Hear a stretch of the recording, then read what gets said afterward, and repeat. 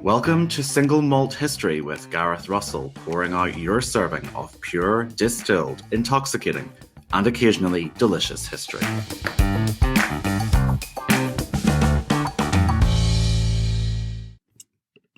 August Venastrom did not have much time for Sundays, or at least not what they represented. Society in 1912 was still overwhelmingly religious, and on British ships in particular, the Sunday Sabbath was a quieter, more reflective day.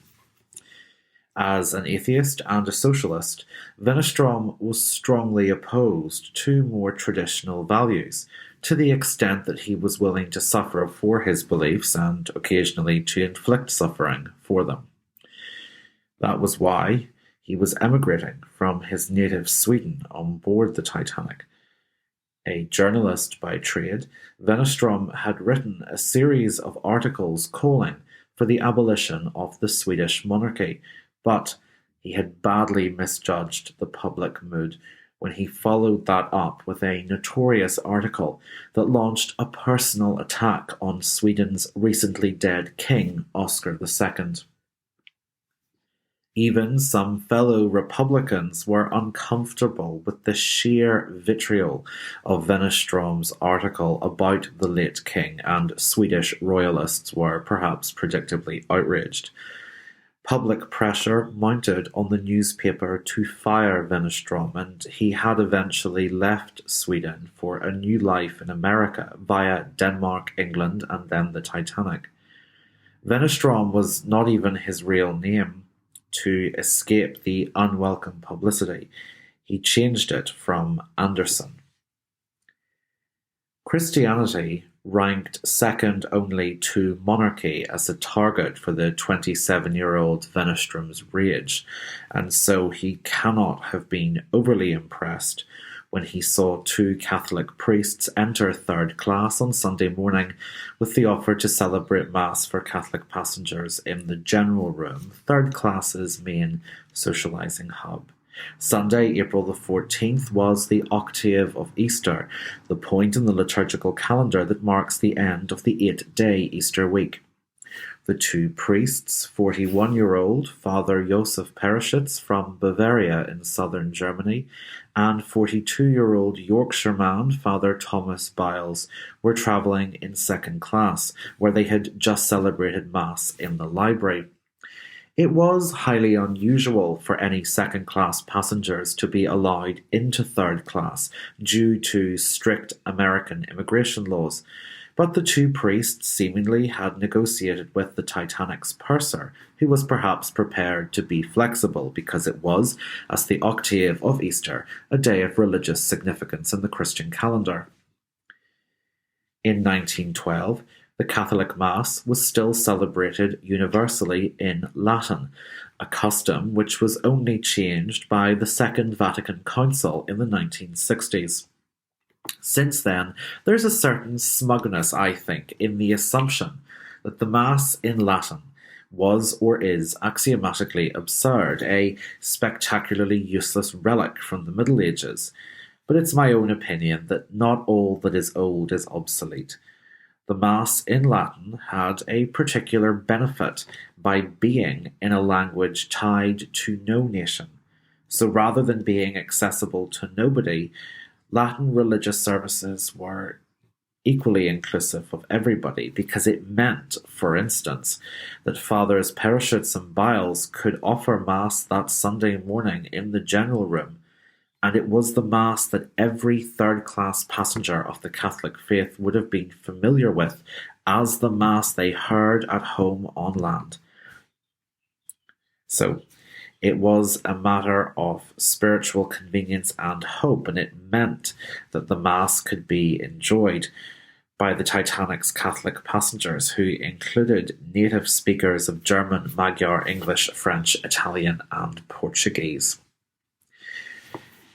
As the two priests had celebrated Mass earlier in the second-class library, Protestant passengers on the Titanic had attended a short Sunday morning service in the dining saloons. In first class, this was led by the captain, in second by the purser.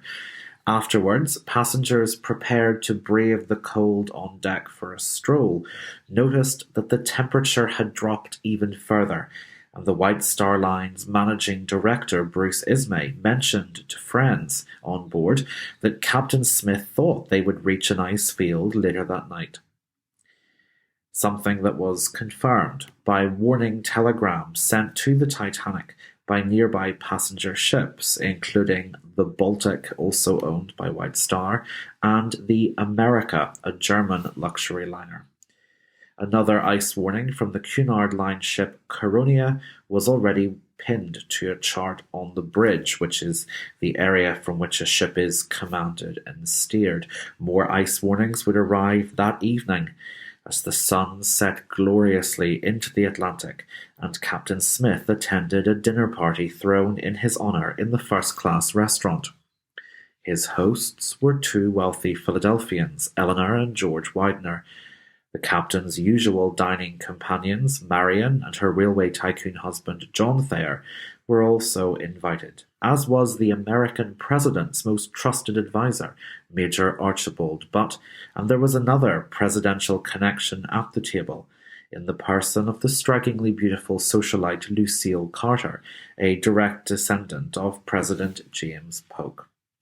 Although it was later claimed that the captain got drunk at his dinner party, this is categorically denied by every eyewitness, even diners at separate tables in the restaurant, who queried other details of that evening.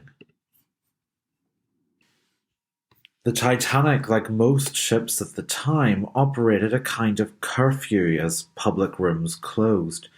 At 11:30 that night, stewards politely asked a few passengers to finish up their game of bridge in the first-class lounge because it was closing time.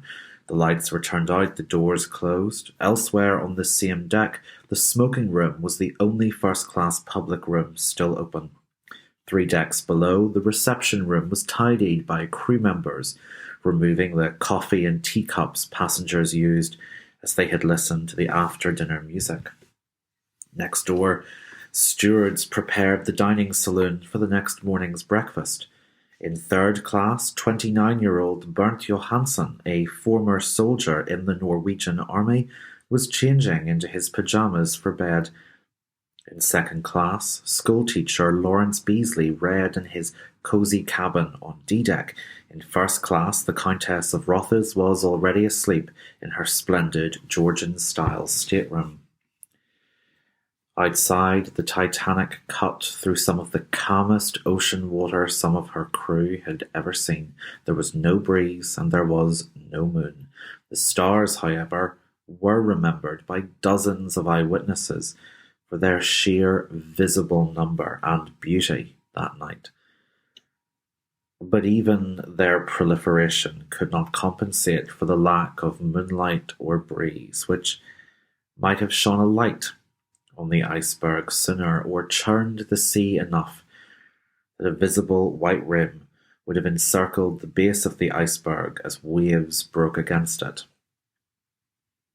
There were neither of those things. Instead, about 20 minutes before midnight, the 2 men in the lookout's post, the Crow's Nest, rang their warning bell 3 times and then telephoned the bridge from the Crow's Nest to say that there was an iceberg directly in the ship's path. The senior officer on duty, First Officer William Murdoch, a 39-year-old Scotsman, ordered Quartermaster Robert Hitchens to go hard to starboard to try to avoid the berg. Hitchens took the 10 seconds or so expected to slam the ship's wheel counterclockwise, supervised by Murdoch's junior colleague for that shift, 24-year-old 6th Officer James Moody. It almost worked. Up in the Crow's Nest, one of the lookouts thought it seemed almost as if she might clear it. But then part of the iceberg made contact with the ship's starboard, opening her to the Atlantic Ocean, at which point Officer Murdoch ordered the closing of the Titanic's subterranean watertight doors. It was a horrible moment, hideous to imagine. Although I can offer one qualifying piece of more positive information, which is that despite the famous and gruesome insinuations of several movies about the sinking, none of the Titanic's strokers were trapped or maimed, as the watertight doors had slid electronically into place after the collision. After the doors had shut, the crew were able to make their way up ladders to metal gates in the roof, which they escaped through and then tightly resealed. For the passengers, however, it was a very different experience. A few of the gentlemen smoking or playing cards in the first-class smoking room claimed later they'd actually seen the towering iceberg sweep past their view as the Titanic steamed past it, but that was the exception for passengers, not the rule. The shudder as the iceberg ruptured the Titanic was so slight that hundreds of passengers slept through it. In his sea-deck suite, young Jack Thayer was standing next to his bed about to climb in, and he said that if he had been holding a glass full to the brim with water in his hand when the iceberg hit, he didn't think the nudge was big enough to have caused him to spill a single drop. A few doors down, the Countess of Rothes groggily woke up at the strange noise, but she then almost immediately dozed back off to sleep. A deck below, stewards setting up for breakfast thought that maybe something had gone wrong with one of the propeller blades, a thought that crossed the mind of Lawrence Beasley in his second-class cabin. When he summoned a steward, he was told there was nothing to worry about. The cabins furthest away from the point of impact were those in third class, occupied by women or families. To guard against sexual harassment of female passengers, the White Star Line located single male third-class ticket holders at cabins in the bow or front section of the ship, separated by long corridors from the cabins occupied by women and families. At night, iron gates were closed in those corridors to prevent sexual predators sneaking to the women's accommodation. It is perhaps unsurprising, therefore, that the women, children and families in third class felt even less by way of impact than some of those in first class, most of which was located midship. A testimony from a 16-year-old Irish immigrant, Katie Gilnagh, travelling in third class, is read for us today by Irish actress Debra Hill. I was in steerage, well, third class they called it, and I was in bed. And then a young man knocked on the cabin door, and he told me there was some trouble with the ship. I was 16 going on 17. I would be 17 that October. And then I went up on deck, but we were told to go back down because there was a piece of ice on the deck, and once they got that off, everything would be all right. We were told to go down and go back to bed. A few curious passengers like Katie Gilnagh had gone up on deck to see what had happened.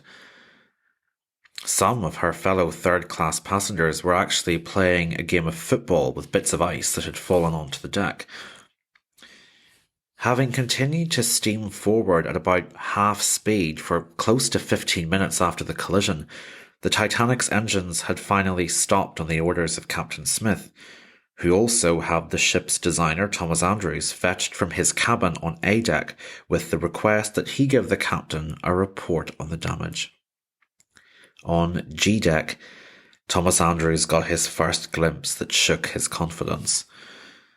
Mail clerks were out of bed and trying to drag sacks of letters and postcards from the corners of the mail room where icy seawater was already creeping in. Next door, there was nothing they could do for the heavy suitcases and trunks in the slowly flooding first-class luggage room. In the boiler rooms, Andrews found stokers bravely back at their stations trying to dampen down the fires while pumps were brought in to tackle the water.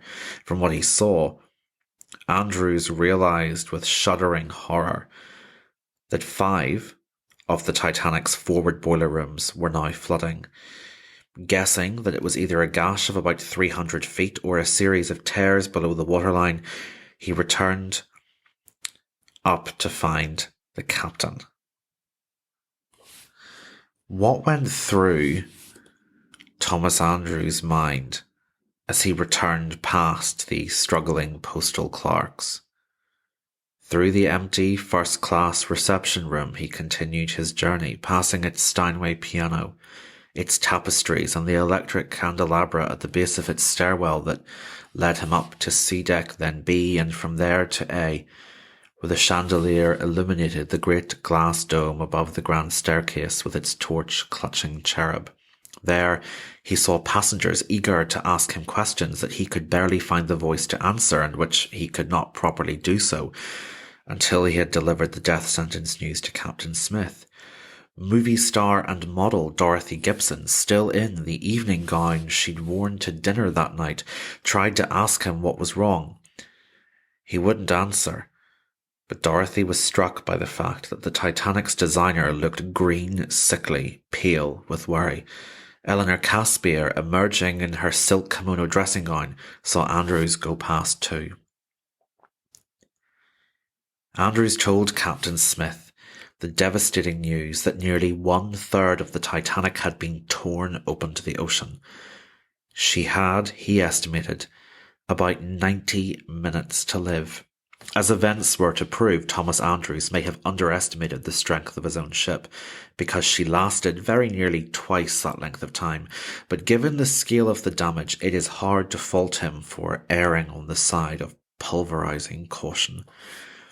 He was also making a guess based on the scale of the flooding he had seen below decks, which fairly obviously meant he couldn't precisely see the tear or tears. Thanks to the discovery of the Titanic's wreck in the 1980s and modern sonar technology, we now know more about the fatal injuries than Thomas Andrews did that night. There was a small trace wound near the prow, followed by punctures of about 5 feet, then 6, then 16, then further aft and slightly lower of 33 feet, and finally the only one visible to submersibles today, a gash of 45 feet. The others have been covered up by sediment after the Titanic ploughed sort of bow first into the seabed when it sank. The width of the wounds has never been determined, but since each puncture is likely to have buckled or distended further when the ship slammed onto the seafloor, it now most likely never will be. As the 14th of April slipped unobtrusively to the 15th, Andrews told his captain of the boiler rooms below, "Well, 3 have gone already, Captain." It was, quite simply, brutal mathematical certainty that, having been designed to float with 4 but not 5 of the watertight compartments flooded, the gathering water would pull the bow down until the seawater spilled over into the next bulkhead, and so on and so forth, until the Titanic sank by the head. To avoid panic, Captain Smith made the decision not to inform passengers, or even the majority of his crew, that the situation was fatal. The lifeboats would be uncovered, swung out and filled. But there was to be no sense of urgency, which might lead to panic. Passengers were awoken from their beds by stewards and stewardesses going from door to door, some of whom didn't even know where the life belts were stored. Apparently completely ill-informed of the seriousness of the situation, the purser ordered that the first-class lounge be reopened. Hot cocoa and brandy were served as first-class passengers arrived, entertained in the lounge, as the ship's band broke into waltzes and ragtime, hoping to drown out the terrible industrial screams from outside, as escaping boiler room steam roared seemingly through the Titanic's enormous funnels. The author, Helen Churchill Candy, thought the scene in the lounge looked like a fancy dress ball in Dante's Inferno, while publishing heir Henry Harper arrived in towering bad form at being awoken in the middle of the night while he recovered from tonsillitis. and he was far less complimentary. He thought the lounge resembled a stupid, ill-organised picnic filled with people you couldn't wait to get away from. Some passengers wore their cork-filled life belts, others didn't. Some had thrown fur coats on over their dinner jackets.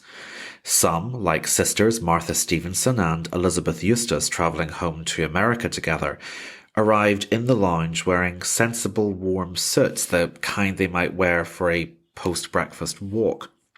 Marion Thayer wanted to fetch a proper thick sweater for their 17-year-old son Jack, who was cheerfully introducing his parents to his new shipboard friend Milton Long, a judge's son from Massachusetts, who he'd met over post-dinner coffee earlier that night.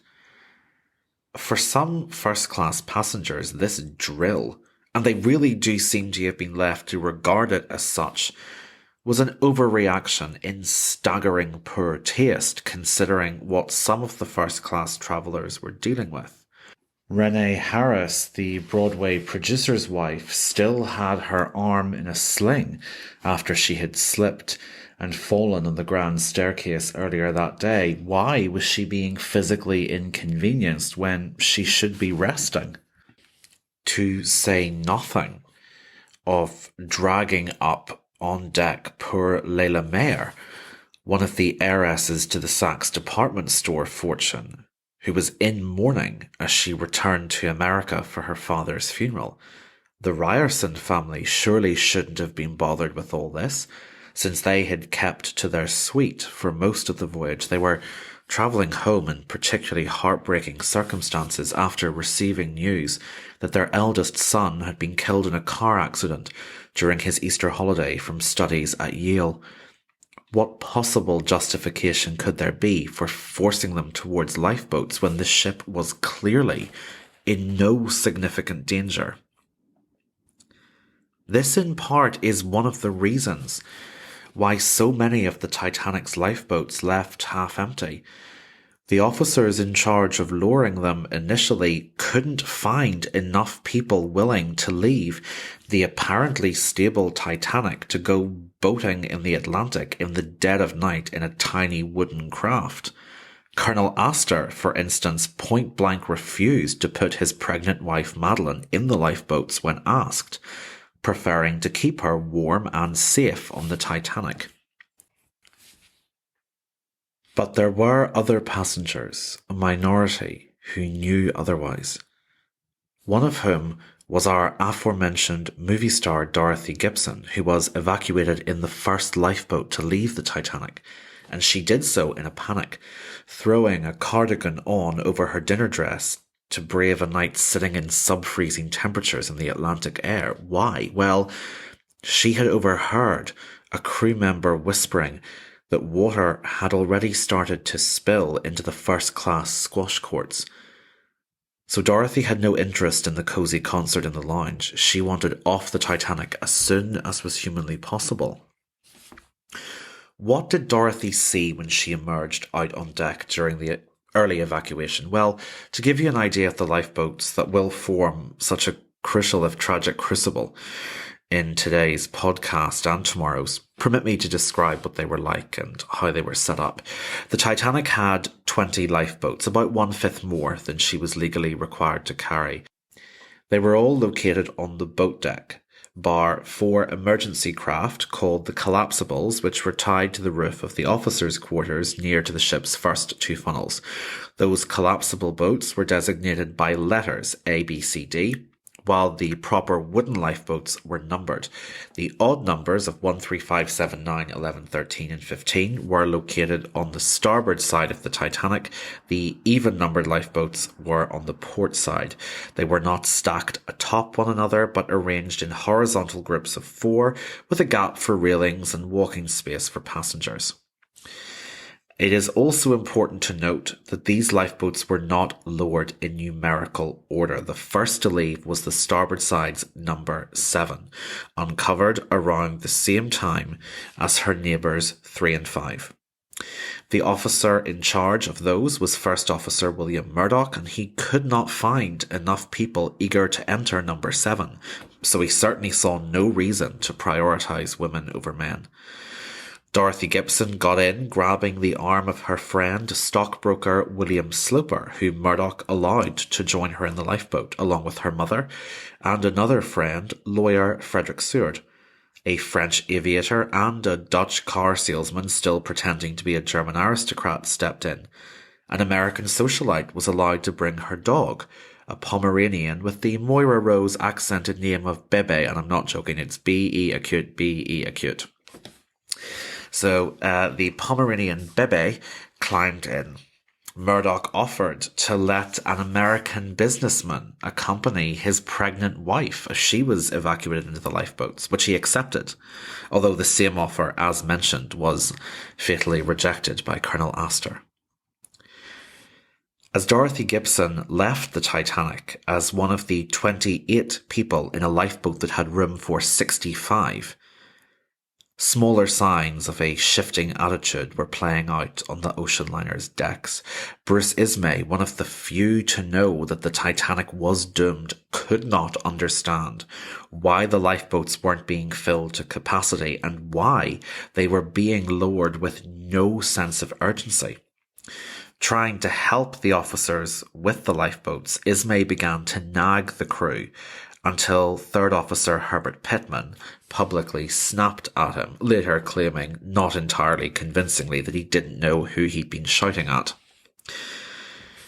Passengers weren't to know that the Titanic's 2 wireless operators were frantically sending distress messages to see if there was any ship nearby to reach them in time for a rescue. But when white distress rockets soared into the star-cluttered sky above the Titanic, there was a perceptible change in mood. Suddenly, there was more interest in getting into the lifeboats, although even at this stage, many passengers were still chatting about the sinking of the ocean liner Republic a few years earlier, when it had taken 9 hours to sink and more or less everyone had been safely evacuated. The only casualties then had been people killed during the initial collision. Everyone after that was safely moved off the Republic before it sank. So they certainly didn't think the much larger Titanic would be a greater risk. On the port side, during the evacuation, Second Officer Charles Lightoller was much more stringently enforcing the women and children first rule. Gathered on the deck near to the entrance to the grand staircase, he was preparing to fill boats 6 and 8 with people that included the Countess of Rothes and Ida Strauss, elderly wife of ex-Congressman Isidor Strauss. The Countess's words are read for us by Rebecca Lenaghan. Huge white rockets were flaring up. Everyone was marshalled into lines, and a good many of the boats had gone. I still felt it might be a frightful dream. And then I saw a very young couple of Spanish honeymooners who I had noticed before. They could not speak any English and were terrified, so I went out of the line for the boats and spoke with them in French, and he begged me to take his wife with me, so of course I did, and eventually I got her into boat 8 with me. Before I got into the boat, I heard a woman say, "I'm not going without my husband." She was Mrs. Strauss, and though we all begged her to get into the boat, she refused, and went back to join her husband. Mrs. Strauss would not leave her husband, and when an exception was offered to let Mr. Strauss board a lifeboat on account of his advanced age, he said it would be dishonourable to leave before the other men. "No," he replied, "I do not wish any distinction in my favour which is not granted to others," to which Mrs. Strauss smiled and said, "We have lived together for many years. Where you go, I go." The Countess of Rothes was distressed by Mrs. Strauss's decision to stay, but she also respected it. The young honeymooners that the Countess had offered to help were the Prime Minister of Spain's nephew and his wife Maria Josefa, who was hysterical, as the Countess persuaded her to join her in the lifeboat, per the groom's request. Comforting Maria Josefa, the Countess of Rothes was joined in the lifeboat by her own maid, Sissy Mayone, and by her travelling companion Gladys. Gladys Cherry was the Earl of Rothes' cousin, a British socialite. She was travelling to New York to visit her brother Charles, who lived there. Gladys's account of leaving the Titanic helps give us an idea of why so many people had been reluctant to get in the lifeboats, as well as the view they could only appreciate once they left. Gladys's words are read by actress Maryann Maguire. The lowering of that lifeboat, 75 feet into the darkness, seemed too awful. When we reached the water, I felt we had done a foolish thing to leave that big, safe boat. But when we had rowed a few yards, we saw that great ship, with her head right down in the water. We heard later that even before we had dressed for the lifeboats, water was already pouring into the racket court and baggage rooms. It was the stillest night possible. Not a ripple in the water, and the stars wonderful. That icy air and the stars I never want to see or feel again. Thank you so much to Debra Hill, Rebecca Lenaghan and Maryann Maguire for bringing to life the words of Titanic passengers Katie Gilnagh, the Countess of Rothes and Gladys Cherry in today's episode. I'd also like to thank Mike Poirier and Randy Brown Bigham, who were more than willing to have me bounce some ideas off them and ask questions in the run-up to Anniversary Week. As always, they've been nothing short of wonderful.